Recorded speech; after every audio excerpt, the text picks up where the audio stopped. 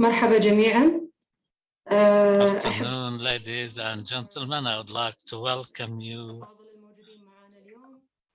today to our second day of our conference and for our followers through the Zoom application and the social media.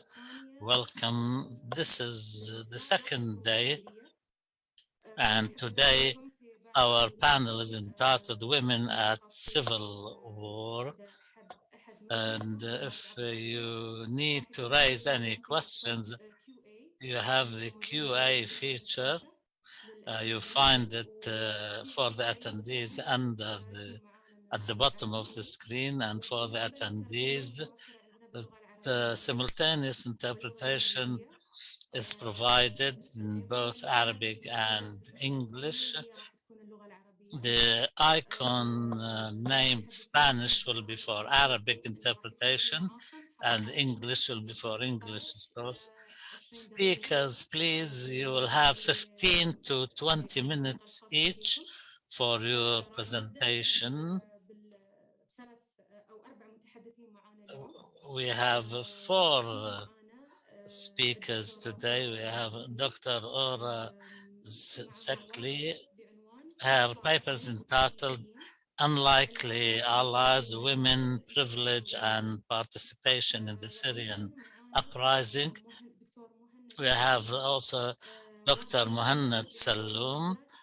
His paper is entitled YPJ in Syrian Civil War, an Intersectional Inquiry into Kurdish Female Fighters, and a joint paper between Dr. Jessica Trisko and Ms. Duenya Hassan entitled Undoing the Caliphate, Women's Roles in ISIS and Repatriation Efforts.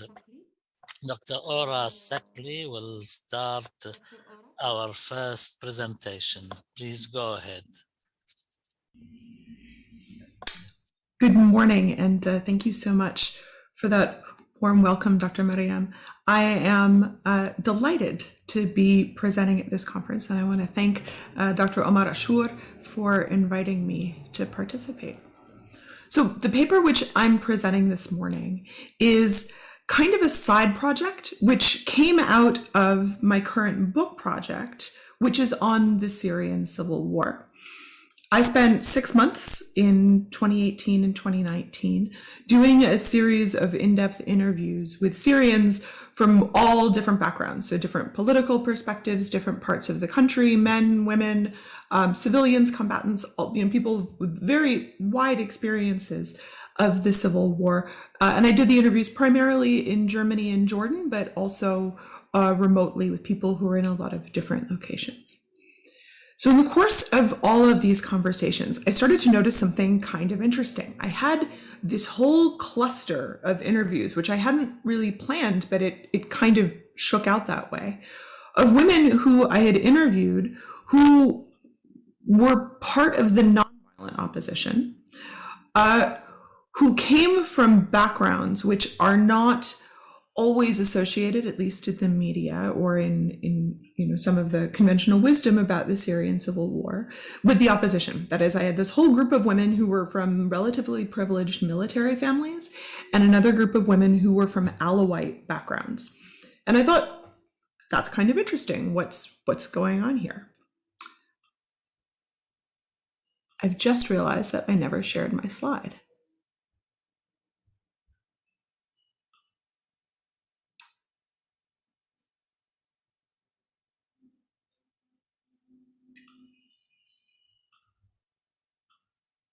There we go. So this led me to ask a couple of questions. Specifically, what's happening here? Why are women from relatively politically privileged backgrounds choosing to become involved with or at least very sympathetic to the opposition? So I'm focusing here on women in the non-violent phase of the uprising. So in the first 2 years of the civil war. There are certainly women who were involved in various armed groups in Syria later on, but that's not really who I'm focusing on today. So yes, these women were not combatants, but they were taking very real risks, even if they weren't, like carrying guns themselves. And so I think looking at their motivations can also tell us something more broadly about the motives which women and also men can have for joining any political movement, including many armed political movements. And as it turns out, what really came out in a lot of these conversations is that many of the themes that I saw in their stories and their personal accounts really echo what we know about the motivations of people more generally who choose to join armed groups. Very briefly, in terms of research methods, the paper that I'm presenting is based on in-depth interviews with 7 women. So I chose 7 interviews out of the 50-ish that I did for my book project. And these 7 women come from either Alawite or military families, and they're women who were part of the Syrian opposition in one way or another. So who is not included in this group? So for one thing, I didn't include any Kurdish women. Mostly because organized Kurdish politics isn't really part of the opposition. There are certainly Kurdish people who would think of themselves as being part of the opposition, but the organized Kurdish political parties aren't generally considered part of the opposition in Syria. So for that reason, I'm actually really delighted that there's a paper on our panel today, which is focusing in on the YPJ. And I'm hoping that we can have a really interesting conversation in the Q&A about some of the similarities and differences between their experiences. I'm hoping that this will give us some really interesting parallels to dig into. I also didn't include interviews with women who were pro-regime and who stayed pro-regime. That there certainly are people in my larger project who fit that profile, but I didn't include them here because what I'm interested in narrowing in on in this paper is the explicit choice to join the opposition, people who made a specific decision, because I think that creates a measurable outcome, which is really interesting to look at. And finally, I didn't include any of the Palestinian women who I interviewed, mostly because those women just didn't see themselves as being part of the opposition.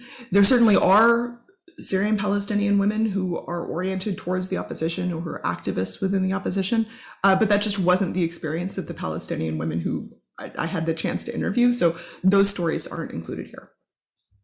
Finally, in addition to the interviews, I also based a lot of this on participant observation at a bunch of different opposition events in Berlin, so political rallies, talks, conversations, protests.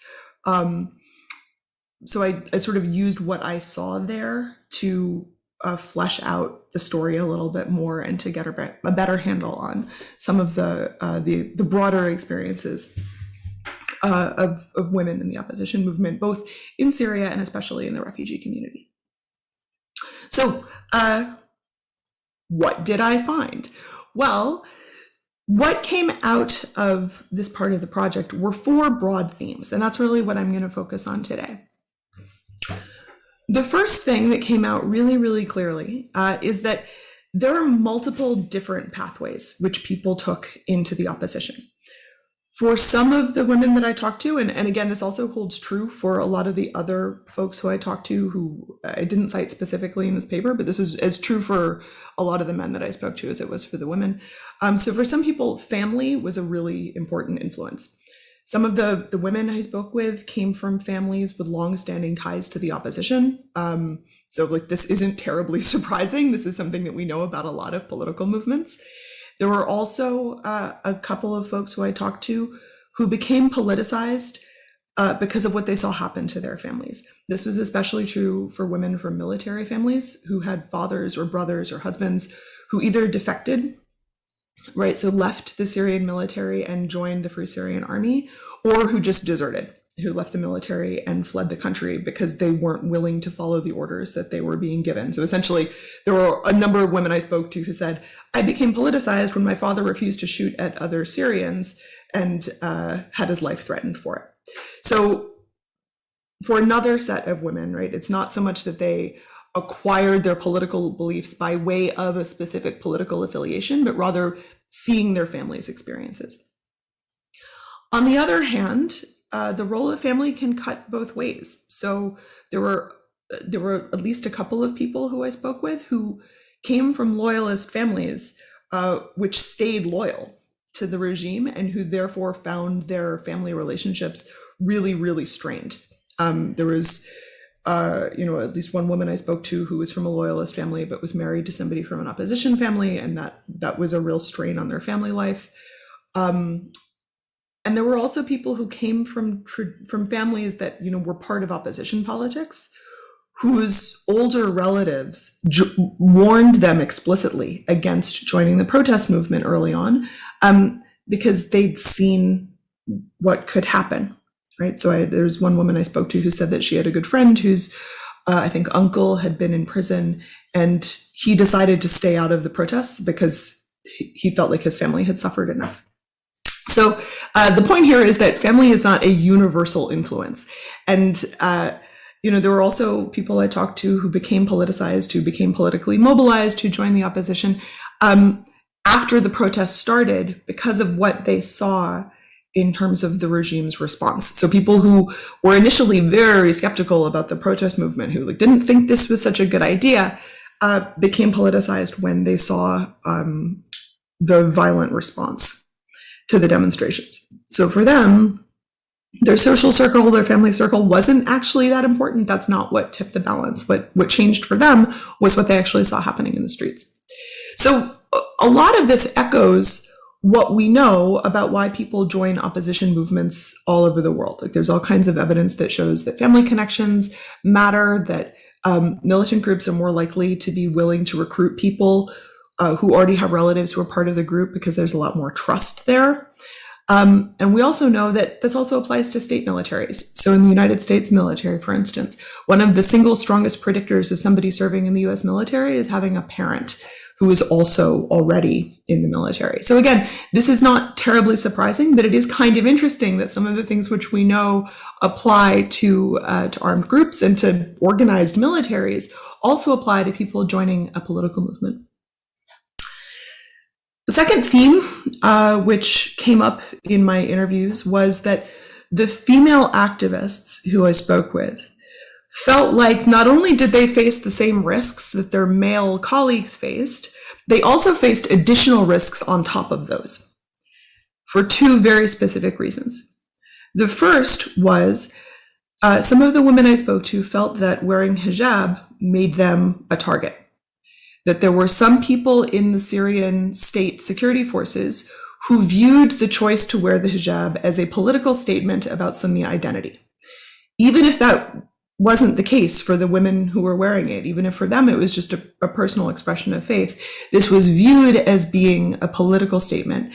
And so some of the women I spoke with felt like this put them at additional risk.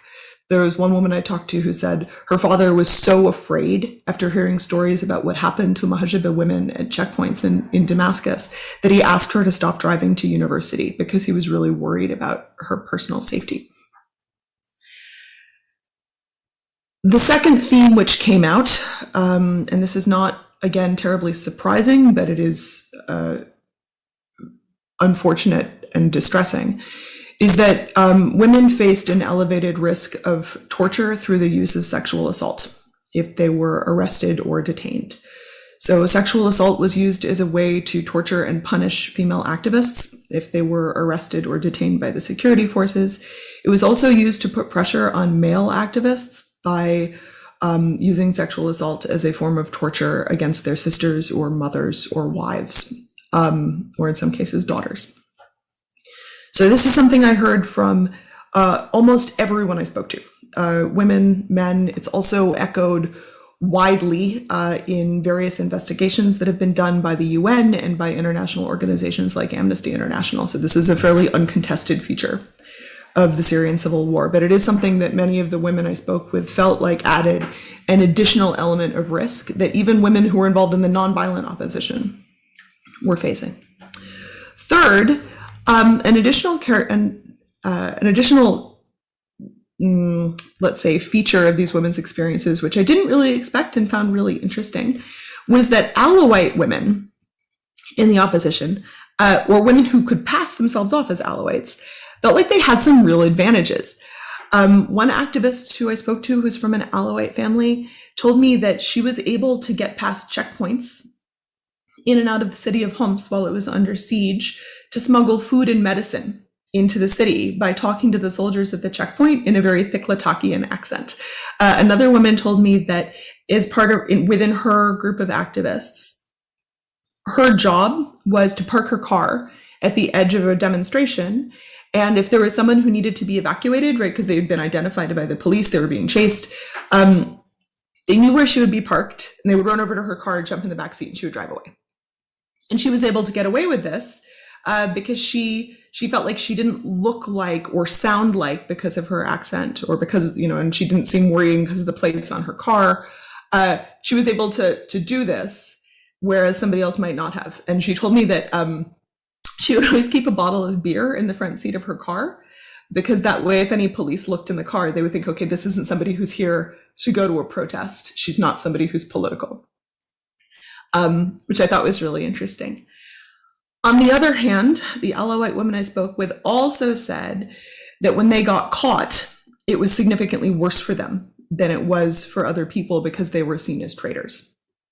So one woman I interviewed told me that one of her fellow protesters, who was also an Alawite woman, was beaten really badly when she was arrested, and that while she was being beaten, the security officers who were doing this told her that they were punishing her more because she was an Alawite, because she was a traitor. She should have known better.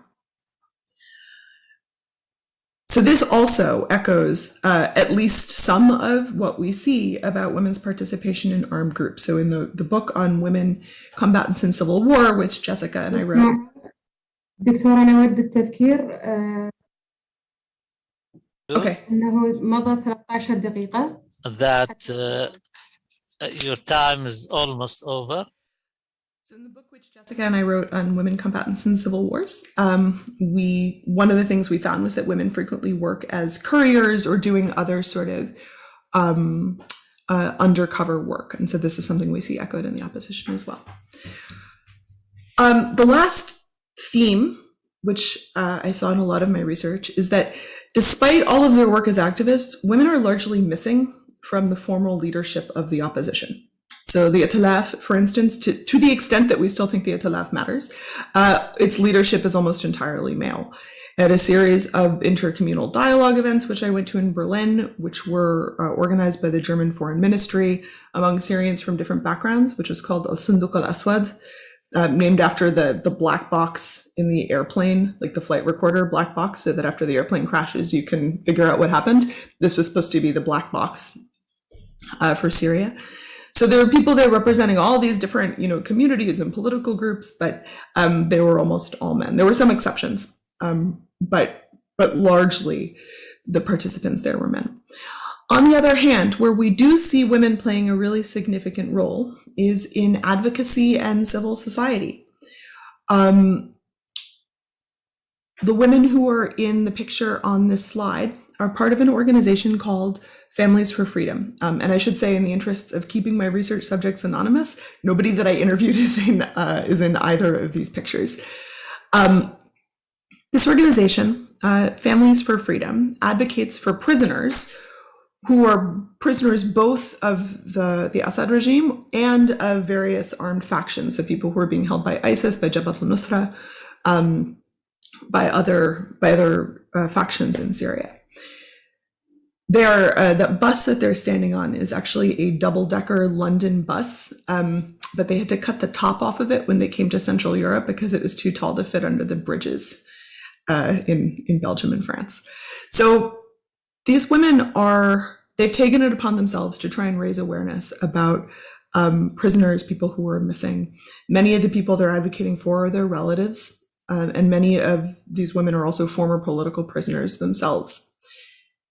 So this organization, which doesn't have like a formal place in the Syrian opposition, is still doing a lot of really important work in terms of raising awareness about one feature of the conflict in Europe. And the event where these pictures were taken was at a protest outside the Russian embassy in Berlin. So it's also not an apolitical organization, right? Like they're taking a very specific political stance. And it is led almost entirely, again, by women. So what is the broad takeaway here? I guess I would say that it is that the experiences of women who, despite coming from fairly privileged backgrounds before the war started, who came to identify with the opposition for a whole range of reasons, echoes at least some of what we know about civil war and about contentious politics more generally, which suggests that even though in political science we tend to treat civil war on the one hand and nonviolent contentious politics on the other hand as something completely separate, we don't often treat those things as if they the literature on the one could apply helpfully to the other, that actually there's probably some useful overlap there, which might. إذا أمكن نختم عند. Please, can you wrap up? And now, if you can stop now, please, then we can leave other points for the discussion to give time to the other speakers. So, yeah, so I will close by saying I think that these themes overlap in ways which are fairly interesting. So thank you for listening. I look forward to your questions, and I hope I haven't taken too much time.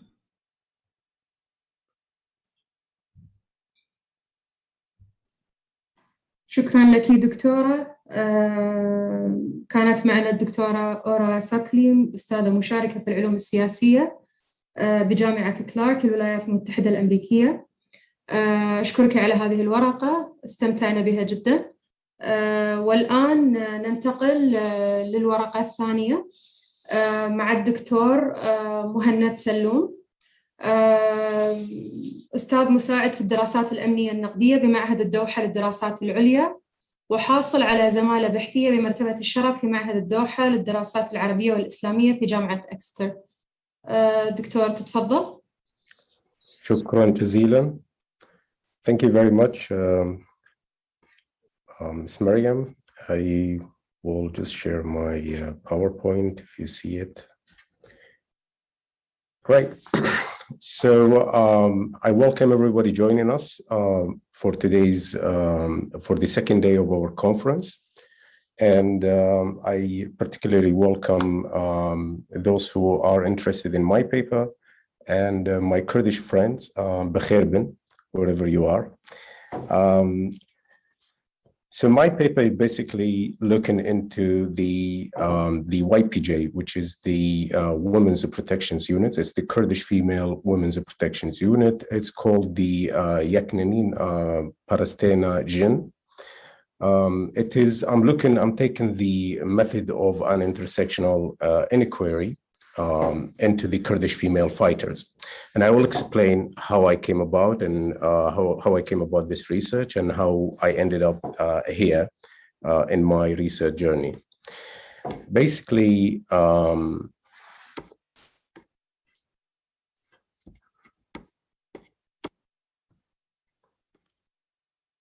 if you give me 1 second because it's the whole screen is not showing.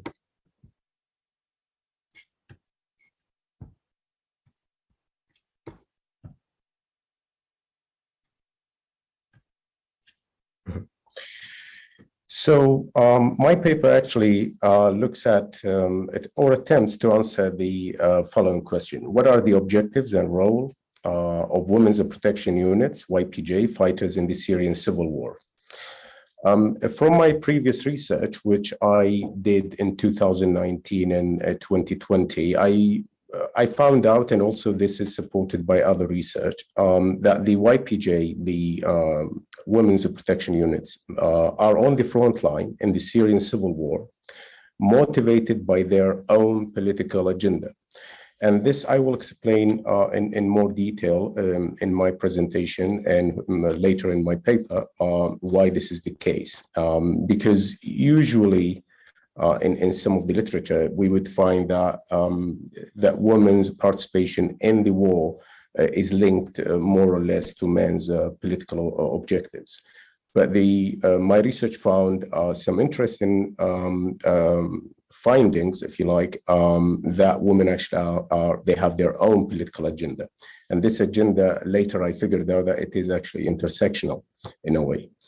So another interesting dimension in this is that the category Kurdish fighter or Kurdish female fighter is actually multifaceted. And the reason is because Kurdish fighters come from different backgrounds, from different countries. They have different nationalities, different ideologies, religions, even cultural backgrounds. So coming from Turkey, Iran, Iraq, or Syria, Kurdish fighters are different.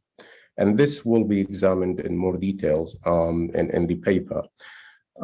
This paper adopts the intersectionality as a method of an inquiry to examine the multiple interlocking identities, gender, ethnicity, religion, age, and how these contribute to why women participate in the armed struggle, why they are on the front line as well.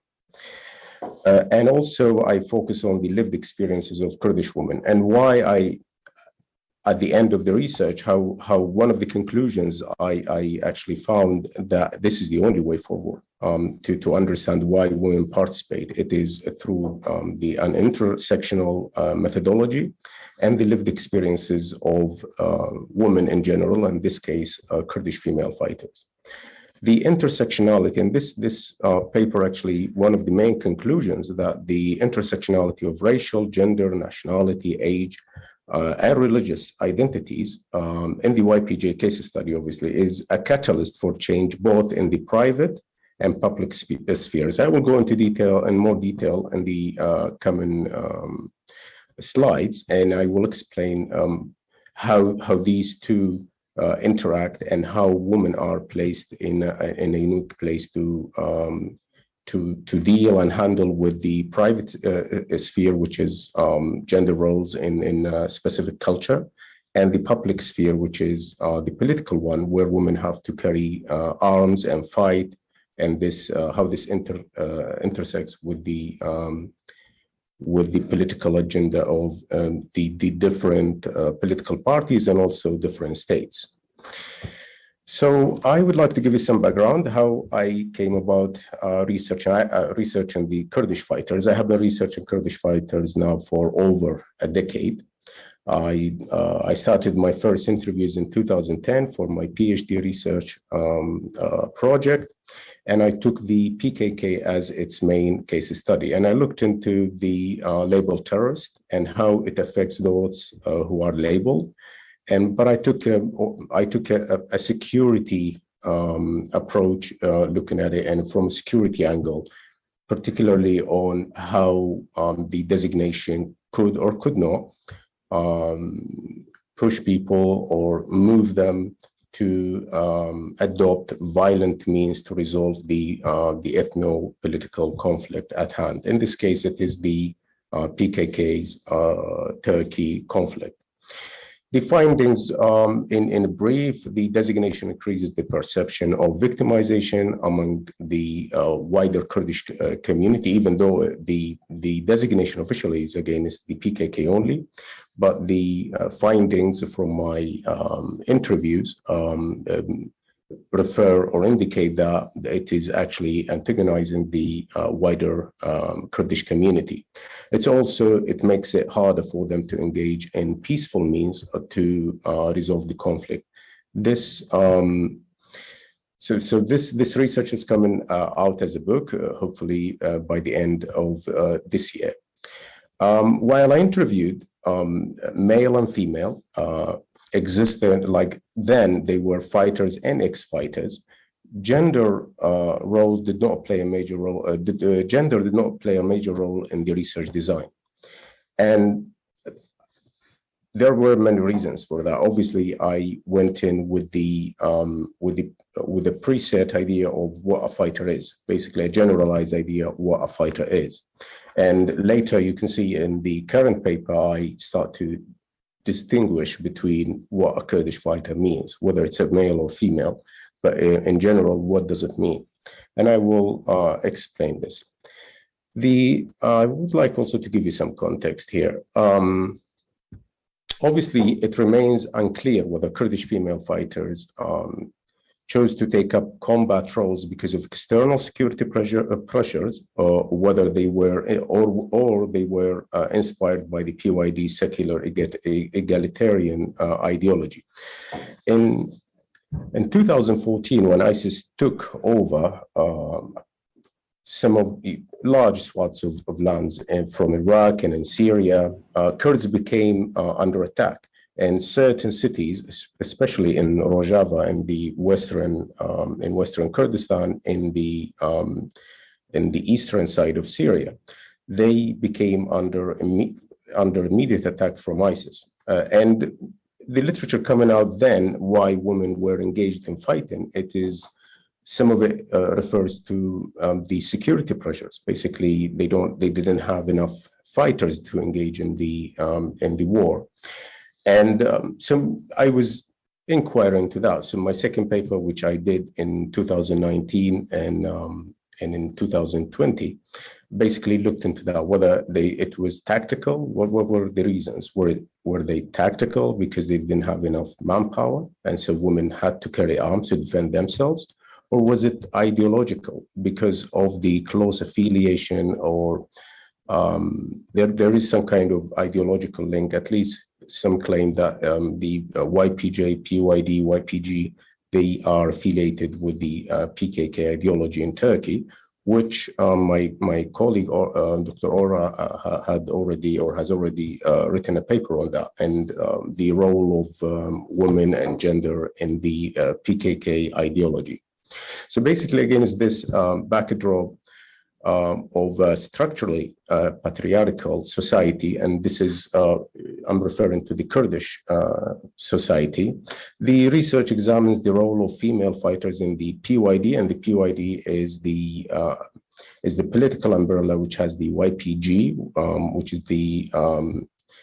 is the mostly male-dominated armed wing of the Kurdish political structure in Syria, and the YPJ, which is the strictly female and women, if you like, fighters.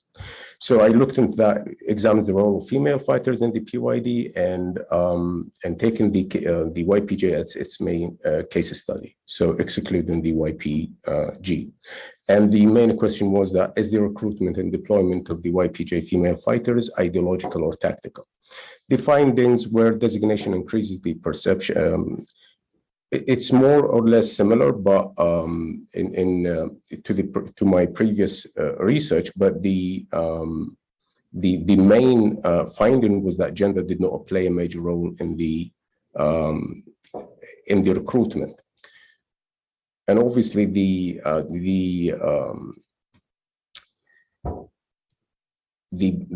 female fighters in Syria, why they joined the fight, they had their own political agenda. So in my interviews, one of the interesting findings that women would say that some of the respondents would say, I joined the struggle and the fight because I might become a leader one day. I joined the struggle because we have our own political vision. We are not annexed to men and to their agenda, to their political agenda. We have our view, we have our vision. We are closely connected to the PYD, which is the political umbrella controlling all the Kurdish factions in Syria, if you like, and the two main armed factions, the YPG and the YPJ. But still, we have our own agenda, and we are part of the leadership from the very beginning. And later, I will explain how the YPJ and women participation in the fight in the Syrian civil war in the Kurdish context is unique and is different even to the, I would claim, to the PKK's experience of including women in the fight, even though the PKK did that in the early 80s. Now I would like to give you a bit of a background. So just to give you the structure, I gave you a hint, but I would like to give you more details. The PYD was established in 2003. Actually, it was established in 2002, but officially in 2003. And it is basically the Kurdish political project in Syria today. In 2011, the self-defense units were formed, and later it was renamed or transformed into the YPJ, which is the People's Defense Units. In April, and basically the YPJ then, between 2012 and April 2013, it was a mixed pool of fighters, male and females. But in 2013, April, the YPJ was formed, and it's a strictly female fighters unit. So this is the overall structure, basically the PYD, YPJ as an armed faction or unit, and the YPJ. So before getting into the gist of my research, I would like also to introduce the notion of intersectionality, and also the concept and the method, and what is it. Basically, intersectionality, it is the intersection of different forms of discrimination. That is simply put. But Oxford Dictionary defines intersectionality as the interconnected nature of social categorizations such as race, class, and gender, regarded as creating overlapping and independent systems of discrimination or disadvantage. This term was first coined by Professor Kimberly Crenshaw. I'm sure many of you have heard and read some of her literature, and she coined it back in 1989. And it was added to the Oxford Dictionary in 2014 because it gained, because of its importance, obviously, and because it gained an increasing importance in studying issues related to women and discrimination in general. So what did they have to say? And they here refers to the YPJ fighters, female fighters. So empirical data confirms that the role of intersectionality as a catalyst for women to carry arms. And here, so in my previous, to compare this to my previous paper, which looked into why women join the armed struggle and they are on the front line, that this goes deeper when it comes to research, that women actually, the intersectionality of different types of discrimination is a driver, in a way, why women would join the armed struggle. And this is confirmed by the sample of interviews I have already conducted, and I plan to conduct further interviews in the coming couple of months. And here I also would like to thank the assistant who is بس حبيت أذكر حضرتك وصلنا 5 دقائق. Okay. باقي لدينا 5 دقائق. Just like to remind you that you've got only 5 minutes left. So yeah, so the data derived from the interviews confirms that the intersectionality is a catalyst for women to carry arms. It is also it's also a driver for long-term recruitment. So in other literature, in the existing literature, you would read that some, and for example, Ora's, my colleague on the panel, in her excellent paper, she talked about how the PKK might have used, or at least at the beginning, might have used ideology to fill a gap, a recruitment gap, and this could, addressed one of the problems they faced then, that they didn't have enough fighters. So in this case, in my case, basically, it could also be regarded in that way, but it's not used. The ideology is not used in this sense, but it is a catalyst. It's a driver, because women they find themselves discriminated against in different forms. First, as being a woman in mainly male-dominated society, and second, because of their racial and political affiliations.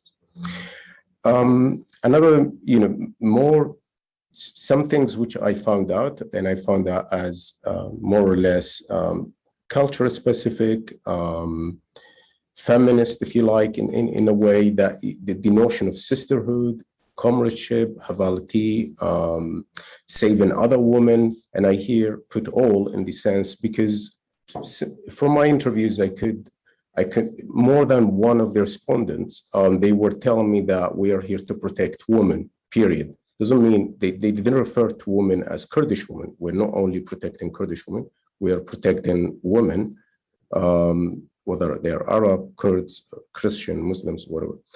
And so this notion of sisterhood, comradeship, saving women, it inspires them. It's inspiring change in the private sphere. And what I mean here in the private sphere, it's the gender role in that, which are basically culture specific. And so these women are, so not only men are protecting women, we women are protecting women. And this notion came across in more than 50% of the interviews. Gender equality and myth busting, basically it was a consistent theme throughout the interviews that the women who were with the YPJ or the sample of women who I interviewed, they were talking about that they seek gender equality. And they were critical of some of the cultural practices they have within their culture or within their communities. I'm talking here about different communities to point out that the fighters, the YPJ fighters I interviewed, they come from different countries as well. They're not only from Syria, they're also from other countries. Myth busting basically here about men. So this is what the perception that men are stronger and they are braver. So women, I hear from my respondents that this is not exactly the case all the time. Some, just like women, some men are brave, some are not, some are afraid, some can fight, some cannot. So this kind of narrative was and through consistent throughout the interviews. The concluding remarks I have: the intersectionality of racial, gender, nationality, age, religion, identities is a catalyst just for change in both the private and public spheres. In the private, I mentioned that it's gender roles, and in the public sphere, because these women, they have their political projects and they are part of the foundation of whatever political entity they are planning to do. And the difference between female fighters in the YPJ and female fighters, say, in the PKK is that the YPJ fighters, and also political activists at the same time, they are... دكتورة درنا على المقاطعة، تبقى معنا دقيقة واحدة فقط. Doctor, sorry for interrupting you. You've got only 1 minute. So that is, the private sphere. So they are crossing from the private sphere to the public sphere. So the gender roles, so from being within their communities as women in their societies, they're also stepping into the public sphere where they're shaping the political agenda, the security agenda of the upcoming, say, I don't know, the autonomous Kurdish region or a state, whatever their aspirations are, because they differ from one Kurdish region to another. But the long-term political change, and it is on the nation state level. It's not only on the gender roles in the private sphere, but also it is on the way and shape of nation state building, because these women are part and parcel of whatever is coming in the region. And I think their conception of what change should be, and especially change that is driven by armed struggle, is different to men's. And this is obviously supported by the empirical evidence I have collected, and I continue to collect in the next couple of months. So basically, these are the main conclusions, and I welcome any feedback from you all. And here are some references if you'd like to dig deeper into these topics. And I will thank Ms. Mariam for her patience. Thank you very much. شكرا لك دكتور، شكرا لك على Thank هذا you, Doctor. Thank you for this paper. We'll move to the third and last paper, a joint paper between Dr. Jessica Trisko Darden and Duenya Hassan, entitled Undoing the Caliphate, Women's Roles in ISIS and Repatriation Efforts. Dr. Jessica from Virginia Commonwealth University, and she is a resident fellow on the program on extremism at George Washington University. Dr. Jessica, the floor is yours. Thank you very much for this opportunity. I also want to thank you for the provision of simultaneous translation, which has made this such a wonderful opportunity to engage with a much broader audience than I've been able to engage with in the past. So this is work conducted by Ms. Hassan, who will also be co-presenting with me and myself on essentially the challenge that women pose for undoing ISIS or Daesh's internationalist project. So as I'm sure you are all aware, ISIS was incredibly successful in attracting tens of thousands of individuals from more than 80 countries to Iraq and Syria to participate in a revolutionary state building process. And in my own work on women in ISIS, I stumbled upon this puzzle wherein women who traveled from countries to participate in Daesh essentially engaged in what was a very transnational internationalist enterprise. So one woman who traveled from America, Huda Mustana, was the daughter of a Yemeni diplomat. She traveled to Syria and was stripped of her American passport by the Obama administration in 2016. While in Syria, she married first an Australian national of South Asian background, and then her second marriage to a 19-year-old Tunisian who was killed while she was 7 months pregnant. She then had that child, married a third individual who she is not named or publicly identified, and for whom we don't know the nationality. Ms. Mustana is now in a camp in Syria. She was first in Al-Hol and moved to Al-Roj, where she and her son are essentially stateless persons. They have no diplomatic papers, and under existing nationality and citizenship law, her son would theoretically have Tunisian citizenship. There's no basis on which to prove that.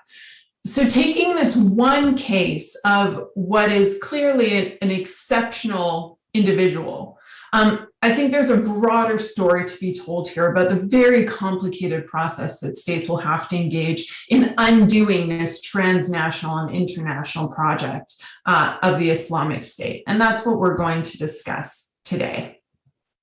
So first, what roles did women play in the Islamic State? Many women will tell you, oh, I was just a housewife. I had a very traditional role. I cooked for my husband. I kept house. I took care of the children. We know from broad evidence that women played key structural roles within Islamic State, including serving as teachers, so indoctrinating children, using textbooks that were produced by the Islamic State that clearly perpetuated the group's ideology. Women also served as doctors and nurses, providing healthcare and medical care to other women in the group. Also served as online recruiters and fundraisers and propagandists, taking a very active role and moving their engagement from the private sphere within the home into the public sphere.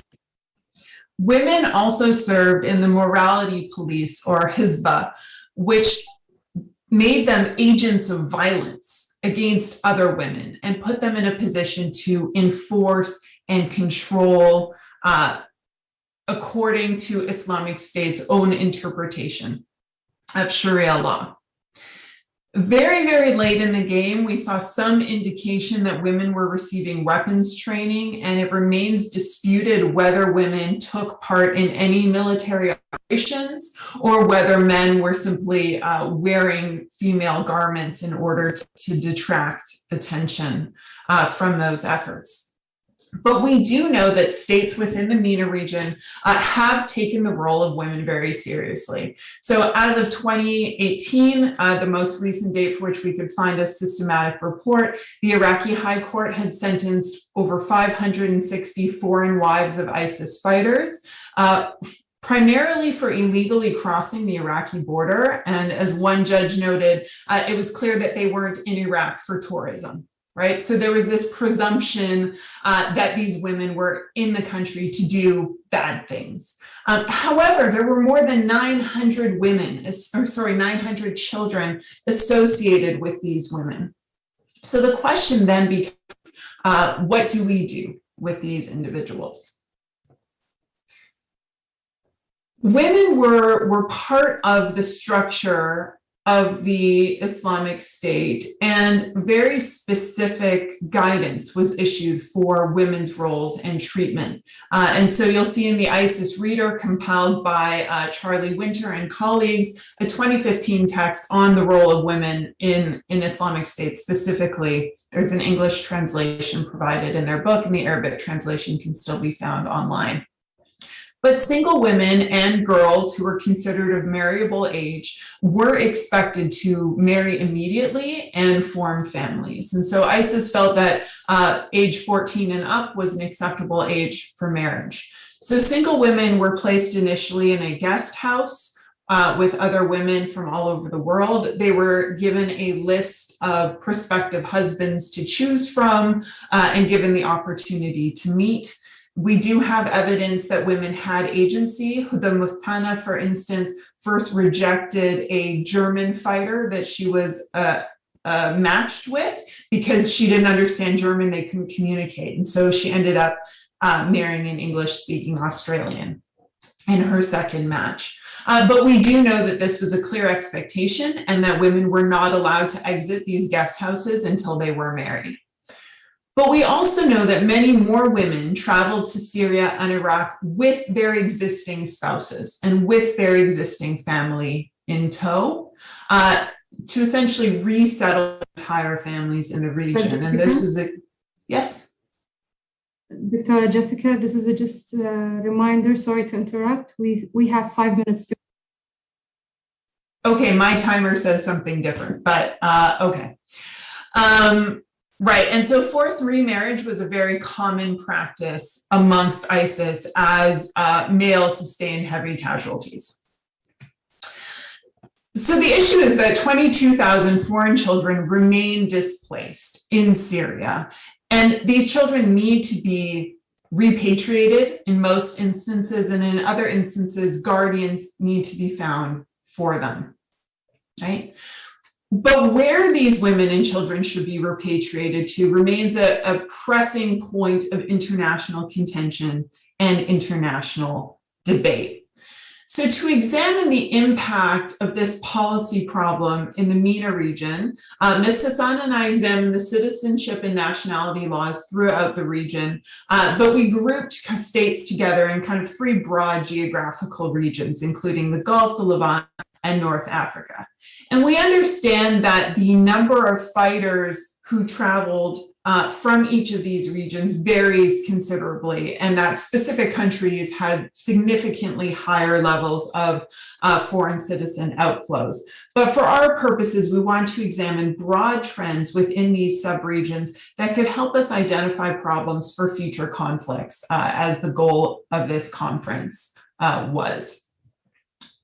So we see, for instance, within the Gulf states that there's largely uniformity within citizenship and nationality laws, that there is a strong bias towards inheriting citizenship from your father, which is known legally as jus sanguinis patrilineal citizenship. So it's by blood, by birth, and follows the father's line, with the notable exception of Yemen. right? Within the Levant, we see a little bit more variation, but primarily the Levant countries broadly recognize dual citizenship, which Gulf states do not. And Iraq has recently made some changes to its constitution that do allow women to transfer their citizenship to foreign spouses. North Africa is diverse in that we have both broad acceptance of dual citizenship, but also the ability of women to transmit their own citizenship to their children on equal terms as men. I'm going to now pass it over to my colleague, Ms. Hassan, to discuss the implications of family law in the region.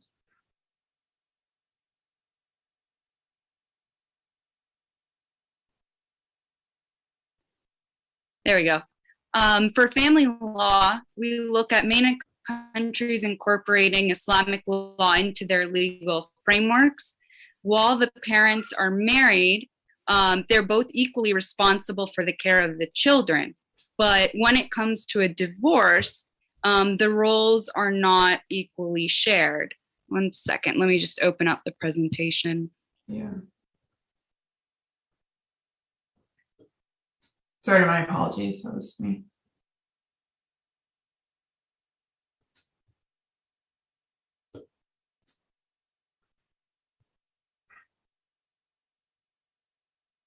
And so during a divorce, the mother is typically given the role of the custodian. And so she is responsible for the day-to-day needs of the child, whereas the father is given the guardianship role and is responsible for the financial needs of the child and taking care of all of their expenses. Now, for many women that were married to IS affiliates, questions of custody come into play. And that's because they married men with different nationalities. So the rules of custody change when the woman remarries. When she remarries, then the father can claim custody of the children and can become the custodian as long as there is a female in the home that can take care of the child. So the laws state what are the appropriate gender roles for each parent. And women can also be claimed unfit custodians in some countries if they're charged with a criminal felony, which we saw in the case of Iraq, they can be. Now, if we're looking at specific family laws, here's an example from the UAE that states the conditions that the custodian must meet, and that's being rational, mature, honest, able to bring up and take care of a child, free from infectious diseases, and not have been sentenced for a crime of honor. Next.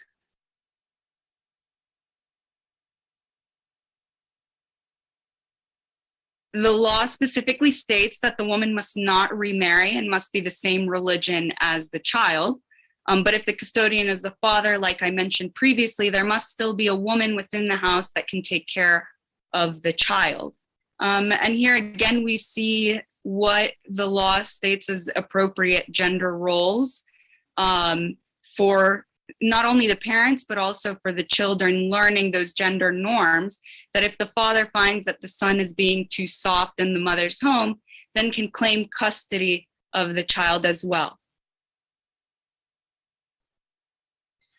We also in our paper go into the treatment, the specific treatment of women and orphans as protected categories within national laws in the region. We'll skip that over in the interest of time, but we do think that this, that the unique status of female orphans in particular raises a significant risk of child marriage. And so currently there are over 700,000 child marriages every year in the Middle East. And we feel like these displaced individuals who are affiliated with ISIS are at particular risk of this practice. And as I mentioned, we go into some detail in the paper about this.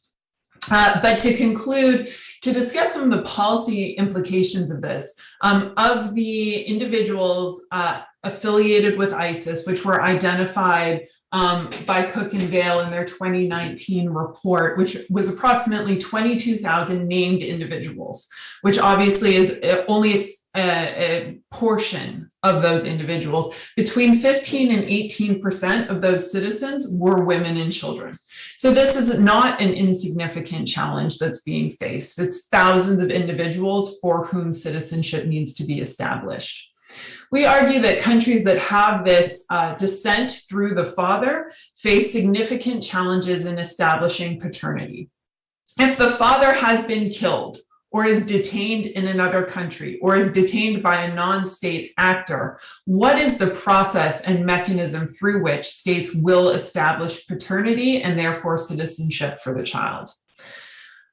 But there's an added cost, and that's delays in establishing citizenship means that individuals are living in displacement longer, with impacts on their education, their socialization, and their health over the long term.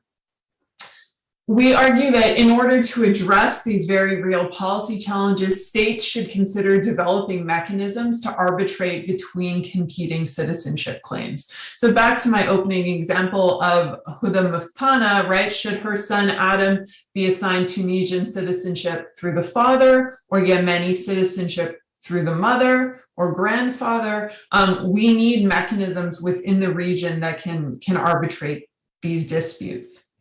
We also argue that legal definitions for unfit custodians should be clarified, right? Are ISIS unfit custodians? And if so, which relatives will be assessed for suitability of guardianship? When will this be done, and how will those determinations be made? In the interim, we argue that states can consider granting residency or other status for the children of nationals when their citizenship cannot be immediately determined in order to maintain family units, right? One of the huge risks here is that these sorts of legal and policy challenges will end up breaking up families that would benefit from being maintained. And broadly, we argue that the region needs to face the rising pressure of female-headed families that this kind of crisis of repatriation has brought to bear. So, shukran, thank you for your time, and I look forward to the questions.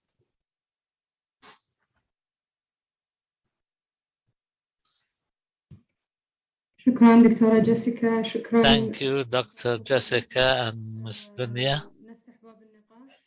Now we open the floor for discussion.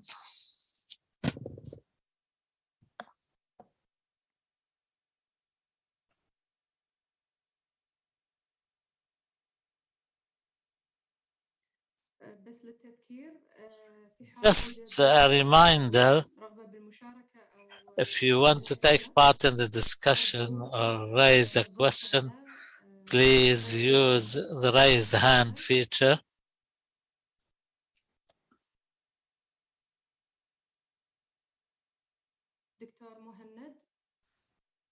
Dr. Muhanad, thank you very much. Shukran jazilan.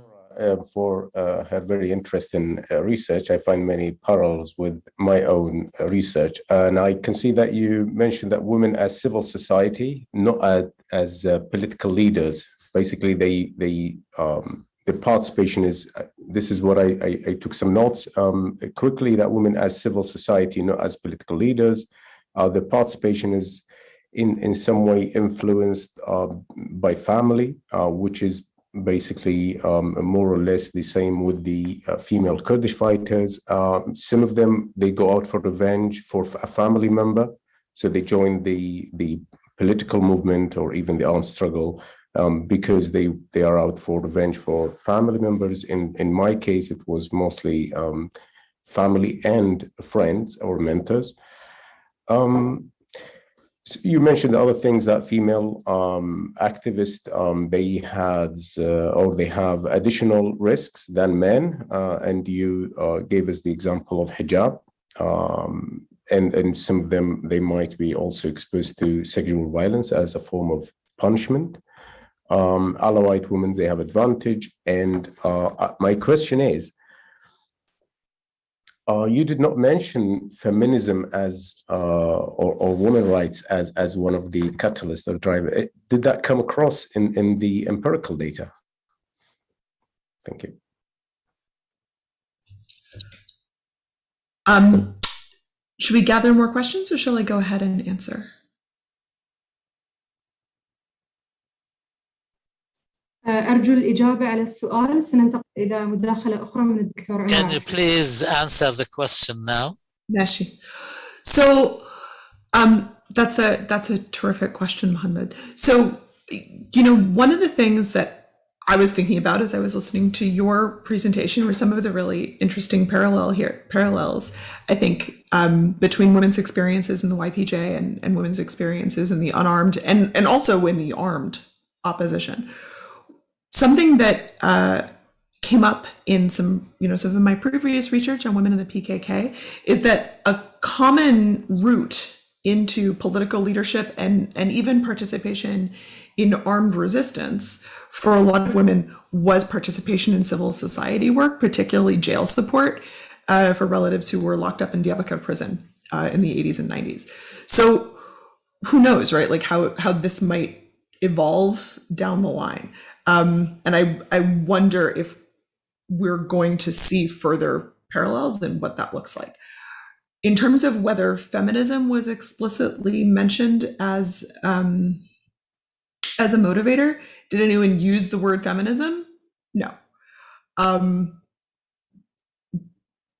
And my experience anyway, doing interviews with Kurdish activists has been that Kurdish women also don't use the word feminism, they use the word genealogy. But I did have a number of women I spoke to, particularly the women I met from military families, talked about wanting to see expanded roles for women in Syria's future, because they felt like their experiences gave them a special understanding, and that they were very clear that they thought that women should have a wider political role than they did. And I think we're also kind of resentful of the narrative that the only political power that was going to enforce women's position in society was the regime. That they thought this narrative that the regime was promoting secular politics and everybody else was promoting a gender exclusive politics, that they really resented that, and they didn't think that was true.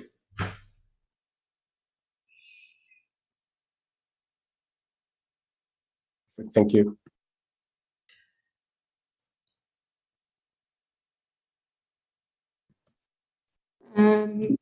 عفوا راح ناخذ جميع المداخلات. Now we'll take more interventions, but for the sake of time, we have Dr. Abdul Fattah Muhammad. Thank you very much, Ms. Mariam, and thank you to the presenters for this valuable information. They are very useful indeed. My question is about international efforts for the return of these groups. How far has the international community gone in their attempts to make sure that these groups of women to return to their own countries, the ones who were affiliated with ISIS? There was a lot of debate, but I don't know how far have we got. Can the panelists who know something about this tell us, please? Because if this situation is not solved, this will be, these stateless people will be like a time bomb in the future and will constitute a major challenge in the future. Thank you. Thank you. We go to Dr. Al-Hawari. Thank you all. Areen Hawari. لدي سؤال. All the women or the people you interviewed talked about sexual assaults. Can you elaborate more? Do you mean that they talked about actual sexual assaults, or that the threat of sexual assault, or the environment? Can you talk a little bit more? And thank you.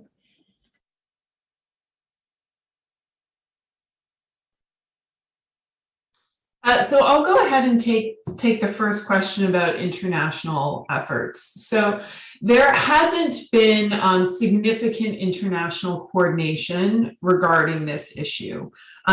Norway and Sweden, for instance, have proposed an international court to try ISIS perpetrators and try and get justice for its victims. But in terms of specific repatriation efforts, the United States has partnered with specific countries. So for instance, Kosovo in the Balkans has repatriated all of its women and children with the assistance of US military flights. My understanding is that the Russian Federation has repatriated all of its women and children at this point, most of whom were from Chechnya and Dagestan in Eastern or in the Caucasus region.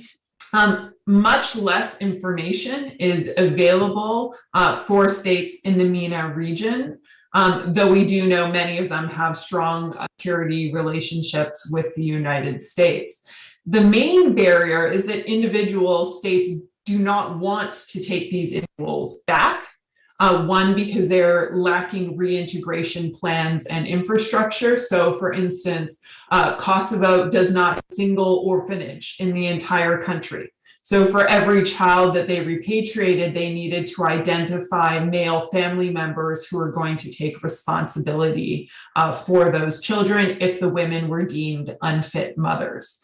In Bosnia, for instance, all of these children have been educated in Arabic. They have Arabic language names. And so there was considerable concern about how they would be put into the Bosnian school system, how they were going to learn how to write in their own language and speak their national language.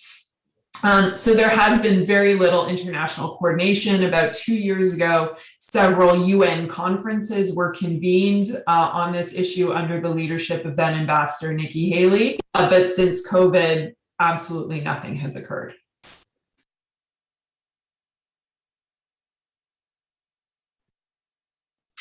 ننتقل للدكتور وليد النعيمي. دكتور وليد النعيمي. Dr. Walid al-Naimi. And who talk in English language. تنويه عفوا بس حبيت أعقب على الدكتورة أورا. Want to comment on what Dr. Ora said. Dr. Ora mentioned the hijab in Islam and some of the photos she presented. This does not represent Islam, because niqab or burqa is not in Islam. In Islam, the women are required to dress humbly and there is no compulsory niqab. Also, ISIS does not represent Islam, but the media promotion and marketing, they wanted to, who presented ISIS, and they succeeded in presenting ISIS, and the reason is to impact the demographics of the region in general and Iraq and Syria in particular. Thank you. Shall I go ahead and respond to the first? هل يمكن أن أجيب؟ Those are great questions. Thank you. So first to the question from Dr. Hawari. As to the question of the women I spoke with, did they talk about like actual experiences of sexual assault or the threat of sexual assault? The answer is both. So in interviews, I'm always extremely careful to keep these questions open-ended, because this stuff can be really painful to talk about. I don't want to re-traumatize my research subjects. And I always try to leave it up to whoever I'm talking to direct the conversation in whatever way they want it to go.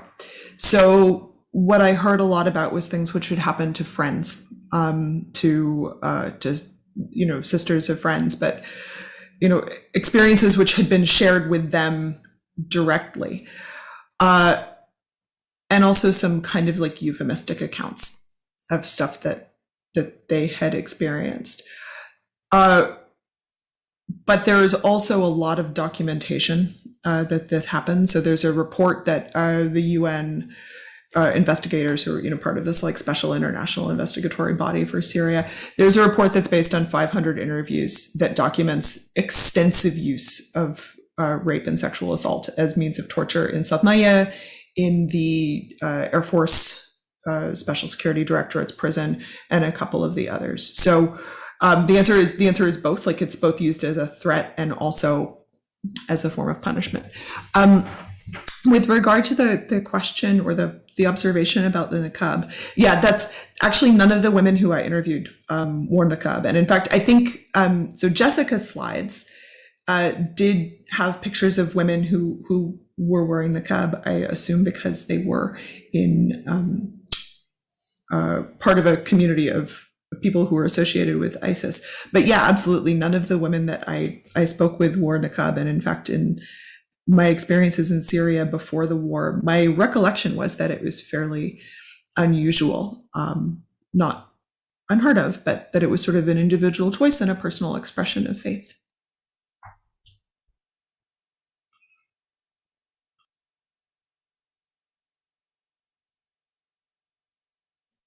عندنا مداخلة من حميدة دورادة.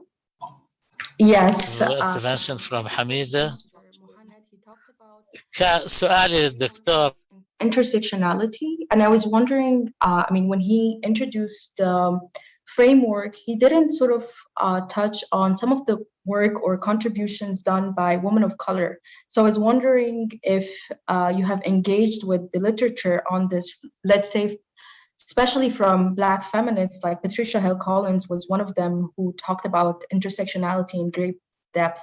So when I saw that you depended on Oxford Dictionary, it was a bit disappointing for me because there's a lot of literature on this.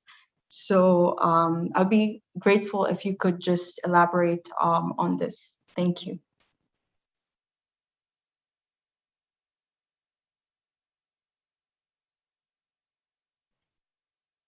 Should I answer, or should we wait for more questions? أنتظر ولا أجاوب؟ في عندنا مداخلة أخرى من We have another intervention from Ali Al-Waheshi. Maybe you can take it and then answer both questions. Assalamu alaikum. Thank you, Dr. Mariam, for moderating this session, and our thanks to all the speakers. My question to Jessica and Dunya, Hassan, now that we know that there are no international efforts to integrate the members of these terrorist organizations, what recommendations do you have so far as the ISIS families are concerned?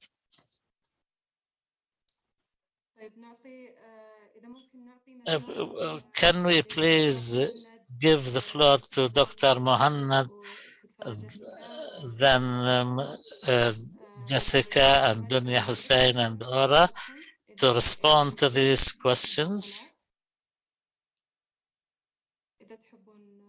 If you like to go ahead, if you want to comment. Well, thank you very much. And Shukran. Appreciate the observation. I actually mentioned in one of the I think in the same slide, Kimberly Crenshaw. She's one of the main scholars. She coined the term itself, intersectionality, and she has a lot of work. And she's a woman of color, of course. And I also, I think in the slide before the last one, if you would review the recording later, you would find that I actually included more references to books, to other, work on the topic. To make it perfectly clear, that my work is basically focusing on the using the intersectionality as a method to look into the YPJ case study, and I used quite a few of sources, and most of them are major. And as I said, Crenshaw, Professor Crenshaw was among the main sources for my literature review. There are also others, of course, and I welcome this observation. I hope that you would be able to get a copy of the paper later, and that you would, I welcome also feedback on that, but obviously there is more. And this very definition is actually inspired by the work of different scholars, and mainly Crenshaw, Professor Crenshaw. I hope that answers the question. And to address the other excellent question, I think what Ms. Hassan and I identified in our research is that existing Islamic law offers very interesting opportunities and challenges for the reintegration of individuals affiliated with ISIS. So for instance, the separation of the custodian and the guardian doesn't exist in Western legal traditions, right? And so it enables ways for families to maintain a relationship, for instance, with children, but separating them from other family members who might be subject to radical or extremist views, right? At the same time, this emphasis in most countries, though not all within the region, on strict patrilineal citizenship raises important challenges when those fathers can't be accessed. And so one of the challenges that Ms. Hassan and I identified in our research is the very real difficulty of, for instance, notifying families that they have relatives in these camps. So children who don't have access to their fathers, there's no way to notify those extended families that these children exist. And so I think that there are a lot of mechanisms for reintegration that exist within the region, and a lot of strong cultural and religious traditions that would promote reintegration, but there are very real, like, logistical challenges in executing those. Thank you.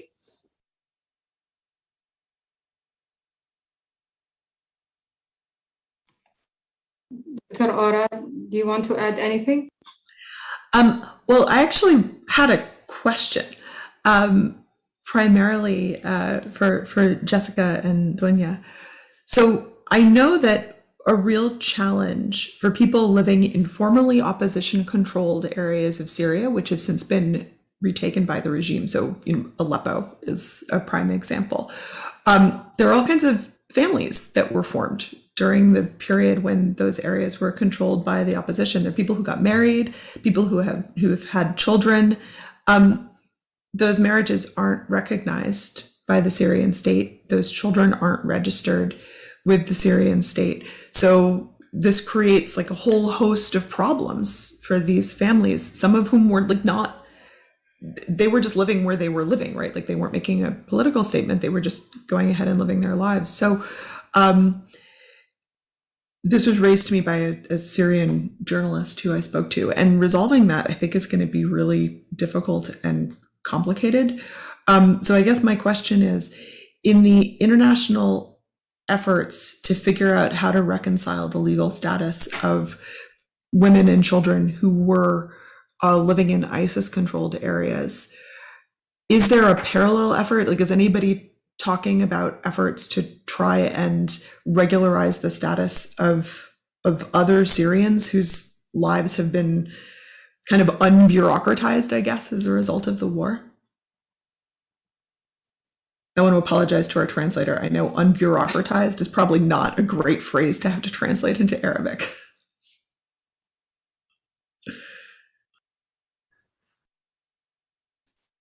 That's a truly excellent question. And one of the things that we uncovered in our research, which focused exclusively on mixed nationality or mixed citizenship families, was that there was some bureaucracy in the Islamic State. So for instance, we know from the documents that were taken from Mosul by the New York Times that marriages in Mosul were registered by the Islamic State using their Iraqi national ID numbers. The problem, though, is, what did it mean that your particular relationship was registered by the Islamic State? Does this mean then that you were a member of ISIS, and all of these related questions? I think that this is a very big issue. And so the question is, what resources does it affect? And not being familiar with Syrian or Iraqi social services, I can't answer that question, but I do think it is the excellent mirror to our question at the international is how kind of the domestic challenges that are very, very similar regarding custody and guardianship and citizenship and documentation, and very basic things like school registration. How do you register your child for school if they don't exist on paper? That these do require a lot of international legal assistance to work out these issues over the long term. Thank you. That's super interesting.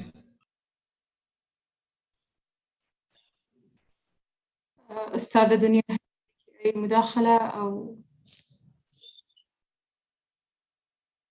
Yeah, I'll just add a comment to that as well.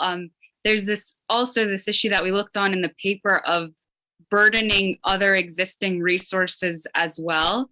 So like in Syria, you have coined orphans, but they still have at least one parent alive born from Yazidi women, but they're in Syrian orphanages.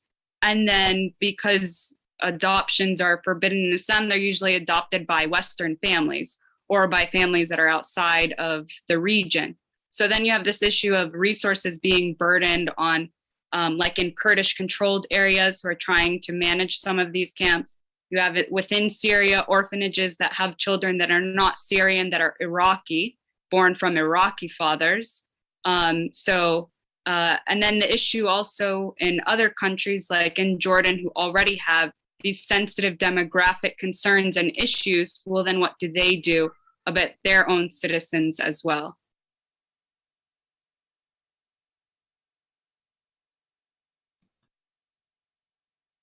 شكرا لكم جميعا اليوم، وننتقل للدكتور عمر عاشور. Now we give the floor to Dr. Omar Ashur to wrap up this session. شكرا جزيلا لكل Hassan and Dr. Muhanad Seloom. Really enjoyed it. Had quite a few questions, but I knew that the time did not really help us. Just one last and brief comment on Jessica's work. There was actually some interesting female combatants in the Battle of Mosul 2016-2017, and some of them took like sniper roles, some of them detonated suicide vests, some of them interestingly were on a wheelchair and still firing. So it was quite a fascinating. I learned about that after I finished the book, unfortunately, how ISIS fights, but it was really interesting, and maybe it's an area for future research. Okay, with that interesting note, I will on the civil war of Mosul, I will stop here. And I just wanted to remind everybody that our next panel, it's going to start at 16:45, 4:45 p.m. Doha time, and it will be on the roles of regional powers, spoilers, guarantors, or resolvers, and it will be chaired by Dr. Rashid Al-Noaimi, and we'll have Harith Hassan, Ahmad Mansour, William Thompson, and Ahmad Din Badi speaking there, so please be with us. I thank very much sorry, I'm going to switch to Arabic. أشكر الجميع الباحثين والزملاء. And I thank all the speakers and panelists for their valuable contribution and all our followers on the social media. And we meet you in about 15 minutes for the next panel, panel 3, roles of regional powers, spoilers, guarantors, or resolvers. So we look forward to that, and may God's blessings be upon you all.